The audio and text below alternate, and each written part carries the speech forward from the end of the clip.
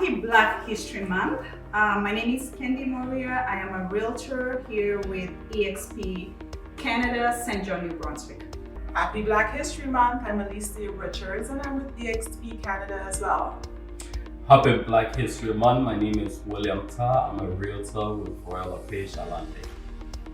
Great, so thank you. Nice to have you both and really happy to be here together. We decided to celebrate Black History Month by really having a get together. We are in one of the properties that is a new build, 139 Arlington Crescent. And some of our clients have actually bought this property. So what do you guys think about this property? It's fresh, it's new, 3 bedrooms, 2 bathrooms. The master has an ensuite, which is great for parents. And it's just all around a great feel. It's beautiful, modern, in a very high demanded neighborhood in Malaysia. Great. So just being Black realtors here in St. John, we are here to talk about what really got us into real estate. And so I think the question I have for you guys is, what inspired you to get into real estate and to become a realtor? Maybe Lisa, I go first. I was fascinated with how real estate had the power to elevate lives. Growing up, you'd see, I'm from a small town, you'd see when an elder passed away that their property had the ability to elevate the lives of the family around them. So I was always fascinated by looking at how people were able to turn that into like a success for their family.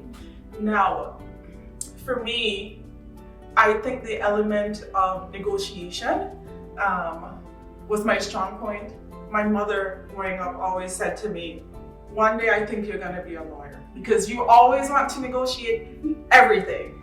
And if you know anything about Caribbean parents, you know that the first answer is always no. So then you have no choice now but to develop these negotiating skills. And for me, it excites me to be in a win-win situation, and especially with clients, helping your client to find the right property under the right conditions, and it creating like a whole win situation for everybody. Now, what really inspired me is that I was from Ontario and I've been an investor in Ontario, and moving to New Brunswick, I'm an investor here as well. So I had that love for the real estate, for the investment portion of real estate. So that really inspired me. That's great. I remember when I met Lisa, we just met at the airport actually in St. John, and she's like, oh, I came from Ontario. And I'm like, I came from Ontario too. And it's like, we're both like, oh, she actually said, I'm getting into real estate. And at that time, I was already a realtor. Yes, I was already a realtor at that time anyway. So, and I'm like, oh, that's great, you know? So the passion of being investors switches for me too. When I came from Ontario, and the main thing was investing here, finding a home here. And then once I actually started investing, I was like, oh, you know, I can help other people do what I'm doing. So my passion more started from a point where myself, I'm an investor, then to a point where I actually wanted to help other people and educate Black people, especially about owning properties, because some people think it's unattainable. So I don't know what you think about it, William. Yeah, I think when my experience was, I bought my first home in St. John in around 2016, and I worked with a very great realtor, and I just enjoy working with him. And then at that time, I was also working at the Newcomer Center, where my job, I was meeting newcomers and telling them, helping them to get settled in St. John. And as part of my work, I did presentation, and housing was part of it. And after my presentation, I got this question like, how can I get a house in St. John? And I thought, well, I should look more into it. And once I started looking in the process of buying a house with my own experience of buying my own house, I thought it was a very fun thing to do. And being me myself, I enjoy helping people. I enjoy the relationship I create in the process. I decided to go into real estate, and it has been a very great experience for me. That's great. Actually, great that you talk about the newcomer center because I think that's where a lot of newcomers get their information. And just the fact that you're helping people there and settling into the country, I think that was really a great thing, you know. So that's great. Great to hear about all your experiences. So I think the next thing you wanted to discuss is what challenges we face as realtors being Black here in St. John, New Brunswick. What challenges do you feel that you faced and how do you overcome those challenges? So, I don't know, do you want to go first? Well, there's stereotypes, there's prejudices, whether it's unconscious or subconscious about Black professionals. This may create some doubts in people's minds on whether we're educated enough or we have the experience or we have the resources to fully perform the job of a realtor. So that's maybe one of the challenges that we experience. And do you find that you always feel like you have to justify yourself, like to prove yourself that I can do this as compared maybe to other people who maybe it may be easier for them in the market? Do you feel like you have to justify yourself, like you can do the job? Yes, sometimes you have to justify yourself. You have to be knowledgeable about what you're doing. You have to stick to your belief, your principle. And this is a community where immigration is relatively new. Like you guys from Ontario, so there's a big diverse community there. But when I moved here about 14 years ago, there were few people like me. Though I can't imagine or remember seeing a realtor like me. Mm-hmm. So being Black and a realtor in St. John, this region, is something new that the community is accepting, seeing a realtor. So like I was telling you, there are instances where you go to show a house and you meet the seller trying to leave for you to show the house and say, oh, the realtor will be here soon. Or you go and show a rental property where the tenants are still there, and then the tenant asks, but the listing agent said a realtor was coming, where is the realtor? So you always have to go with your business card. And one of my senior colleagues advised me, say, you know what, wear a branded jacket. So I have a branded jacket with my Royal LePage logo and my name. So that's helped because I'm wearing this red jacket with the logo, so it helped. But it's something that the community is getting used to. I know. So it's like, is the realtor coming? And you're like, I'm the realtor. I'm the realtor. And you also talk about investing in real estate. So it's not like my wife and myself, we buy property. So imagine I'm going to show a house to my wife. It's like, hi, a couple, you said a realtor was showing the house, but a couple just came and were walking around in the house. Yes. Yeah, so we have that, and I show my other colleagues they don't have experience like that because they know that realtors have to show up to be this way and sometimes driving a very expensive car. Exactly. So how do we combat this then? Yeah.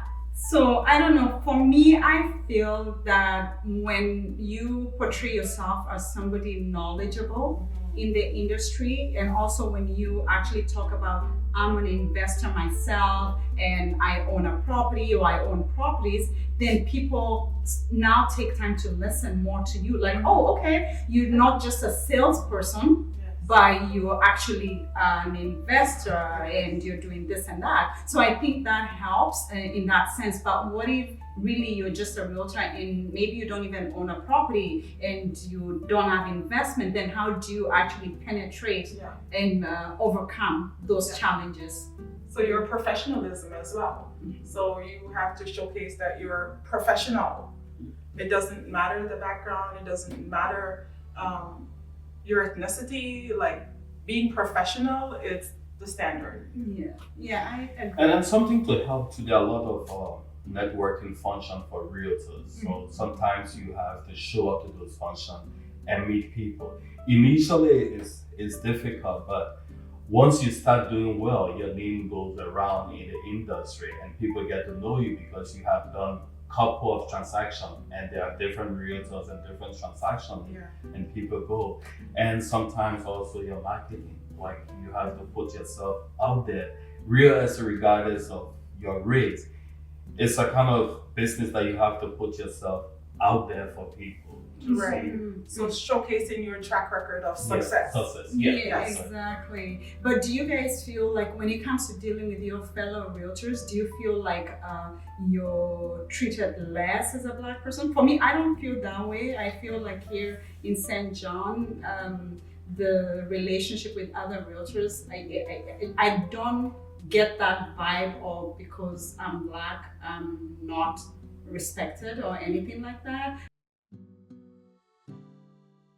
Hey guys, so what I wanted to ask you is the challenges that you face within our own community, with our Black community in terms of you being a realtor and being able to do business with them as a client. So what challenges do you face there? Well, first, I would have to say I still do 80% of my business come from the Black community. So without the community, I wouldn't be in business today. So I'm so grateful for them. But I could have done way better than that because people in the community work with multiple realtors. So I found that as a challenge. And I can understand because right now the market is tough. So people need house immediately, and once they start working with you and you cannot provide a house or sell them a house, they Right start there. looking, Yes. other you. Yeah. But apart from that, it's been very wonderful working with the Black community.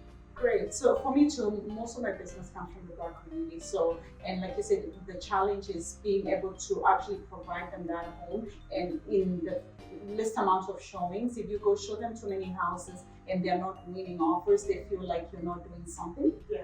So, and they start sourcing other people to help them. Yeah. So I think being able to educate them how the process works and there's no backdoor deals in winning an offer, because sometimes they're just thinking, hey, why don't you talk to the seller? Have you been asked that? Like, why don't you talk to the seller, right? And they're like, no, we have a system to follow. So I think being able to educate them about how the process works, Yes. and also explaining that when you lose an offer, it means you are not the best offer. Yeah.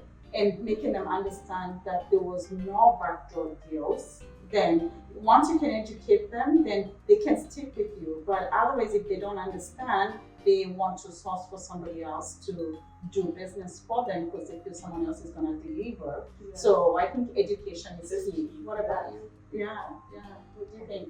In terms of like, a lot. I And mean, it's understanding your clients.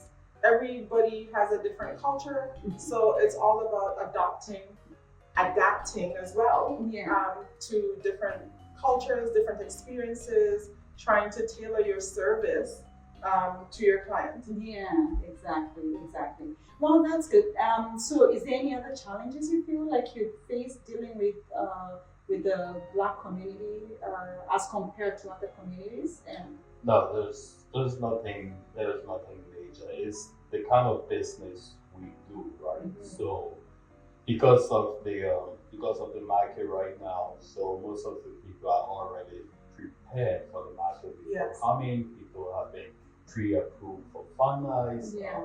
Sometimes it's difficult determining what price you have to offer on the property, and the houses here are new to most of my clients, so you have to be knowledgeable about the architecture, the building materials, because you have to explain everything to them. So for example, maybe there's a carpet on the floor and the client, they do not like it, but then the thing is very expensive changing it, or maybe changing the roof, because where they're from you have to change the whole roof, but you just have to change the shingles. So all those things can be sometimes a challenge, explaining it to them for them to understand. Exactly. Just to understand the system, because I think you were saying earlier that a lot of the clients, they are homeowners, maybe from a different country, but they were homeowners.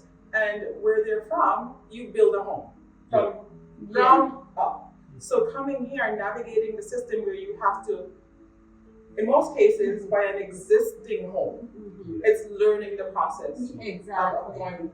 Because most of these homes are all like concrete homes, right? Yes. So now you're telling your clients, look, you can just move this wall back there, and then like, imagine breaking a concrete wall. Yeah. Yeah. Yeah. Exactly. So they carry around Yeah. they picture you breaking a concrete wall. That you Yeah, cannot see. yeah. So And sometimes- also, do you feel like, I feel like most of the people in our community are looking for a brand new home. Because like you said, back home, we're used to building a house from Yeah. scratch. They're not kind of looking, they're looking for that brand new home. So navigating the process of telling them that, you know, it's gonna cost you this much to build, and what the cost of building is really gonna end up Yes. being versus buying a house that's already on the ground is kind of the conversations you have to have with them, because sometimes people feel like it's just gonna be cheaper to Yes. build. Yes. And I don't know what you tell them. So I have a common saying. I tell my clients, look, you have an appetite for champagne, but your budget is a beer budget. So that's expectation and budget, right? Yeah. This is your budget is here, Yeah. but expectation. So you try to, So we have to balance. You have to balance it. Balance the And expectations. it comes over time. Once we have missed one or two offers, Yeah. then reality set in Yes. and realize that with my 300,000, I can only get house in this community Yes. and this type of house. Yeah. And sometimes it takes that experience to reset these expectations. Yes. Because we can tell them what we want. Exactly. Yes. Exactly. Well, that's a great conversation to have, and I think so. The next thing I'd like to ask is, you as a realtor, how do we empower people in the Black community to own a home and to be an investor and to be able to actually get into the market and not continue renting for so many years? Like, how do you empower them to actually home ownership? So financial literacy is key here. Understanding finance, credit, how the financial system works, especially when it comes to borrowing, Yeah. interest rates. So all these things that we have to share knowledge about Yeah. and educate and advocate for them to learn more about financing. In our education system, when we were younger, we didn't have financial courses in school, but now they are here, Yes. thankfully. Yes.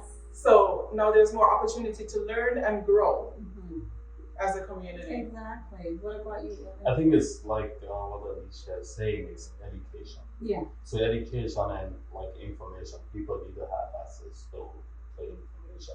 So that's why for me, I have a lot of followers on social media, and then I share most of those information. Once information come up, I share it with people and let people know, because sometimes people with all this information they think they cannot achieve some of the things. Exactly. Well, too, I think, like, for me, I've met people, like, when the newcomers come and people talk about, oh, I want to buy a brand new car and all these ambitions that they have, and they actually don't realize that how that brand new car is going to affect them in actually buying a home in terms of qualifying, you know. Yes. And sometimes you have to have those conversations with people, like, if you are really trying to buy a home, maybe you don't want to buy a brand new car, you know, which is going to affect your Before affordability before closing, especially, right? Sometimes my experience I have with that is sometimes people come with cash, Yes. Yeah. and they're from a culture where they do have old people, Yeah. so they use cash to buy a car, cash to buy Yes. everything, and they do not have a credit. Yes. So once they're ready to take a mortgage, there is no credit because everything they bought before they paid for in cash. Yeah. So it's like they don't have any credit to do anything. Exactly. So sometimes they even don't have credit card. They go to the store and Yes. they use everything on the debit because they do not want to owe. So I like that whole thing about building credit is something new. Yes. to a lot of new Exactly. people that come here. It is new, and actually, even like I said, for me, being young when I came to the US when I was a teenager, I did not understand credit. And like I would go to a store and they offer me a credit card for 500, and I'm like, yes, $500, to spend, and then come to realize that it's gonna take me 10 years to pay off the $500, or my card never goes down. So I think sometimes it's just understanding that whenever you're being offered all these cards by different banks and different institutions, be careful what you're taking, because sometimes it's not to your advantage to have all this debt. So knowing the good debt versus the bad debt, and I think that's a conversation sometimes we should have with our people. Yes, to adopt and learn strategies of building wealth, managing wealth as well, because you have to manage your resources. Yes. So that's key as well. Exactly. Okay, great. And then so finally, I think what we'd like to discuss is what is it you feel as a realtor for the time that you've been in the business? What have you done that makes you feel good on how you've impacted your community as a whole in terms of your influence and how you relate with people, your impact? Like, what is it that you've done that you feel good about what you do? Like, your community can just be your circle. It can be a bigger platform. It can be with you, how you do your volunteer work, but certainly imparting the knowledge that you have, and especially us as investors, we have some knowledge. In my group, in my friend group, I was the first person to own an investment property. After a few years, a couple of my girlfriends, they wanted to sell their home. They wanted to upgrade. They wanted to do something different. So it's sharing the knowledge that, yes, let's try and keep that first property. Let's build some wealth. And we have to think about generational wealth and how we can pass these assets on to our future generations. So it's all about building wealth and creating a sustainable resource for our families.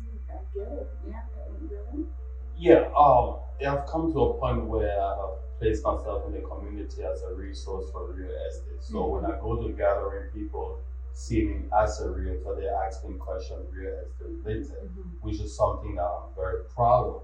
But apart from that, what I really like, and I gave an example where I had a listing and this family was driving by, and with their kids in the car, the kid, a little young boy below 6 years or so, and saw my picture and got so excited.